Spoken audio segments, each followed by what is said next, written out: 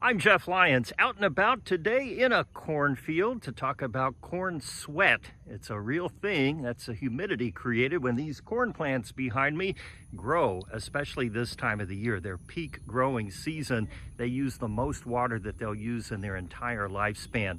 To do a little science out here in the field, we're going to use a sling psychrometer, two thermometers on here, one with a wet bulb, that's the one with the wick, the other one a dry bulb, and I've already put some water on it. We're going to swing this around like so, and that is going to dry the wet bulb, and we will then get a difference in the temperature between the dry and the wet bulb. That's how we calculate the dew point and how much moisture these corn plants are putting out.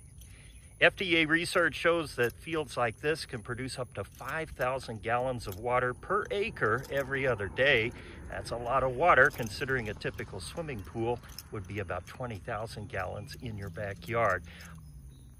When we talk about corn sweat, it's important to talk about how a corn plant works to begin with. First off, we have the root. After the seeds are planted in the spring, the plant begins to grow, and the root pulls moisture from the ground, which then comes up through the stalk and into the leaves and different portions of the corn plant. As the leaves grow, the pores in the leaves of the stomata release the moisture into the atmosphere. That's where the corn sweat comes from, but it's also a sign that this plant is growing. You've heard shoulder high by the 4th of July. We're there and then some. As the corn reaches tasseling stage, it's using the most water it will in its growing cycle, about 1/4 of an inch per day. So according to our sling psychrometer here, we have a dew point of about 75 degrees in the middle of a cornfield here in Vanderburgh County, and the temperature close to 86. That gives us a relative humidity close to 65 to 70%. Pretty muggy out here, the corn sweat doing its thing. Let's compare it though to another location.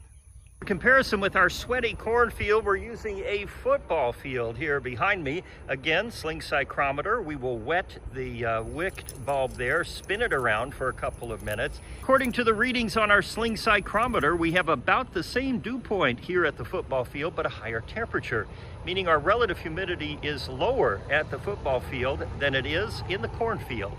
So there you have it. The cornfield is more humid, as we predicted it might be with data we got from our sling psychrometer. And now you can tell everybody you know that corn sweat does make it feel a little hotter, a little more humid, and a little more oppressive, especially if you live near cornfields here in the tri-state.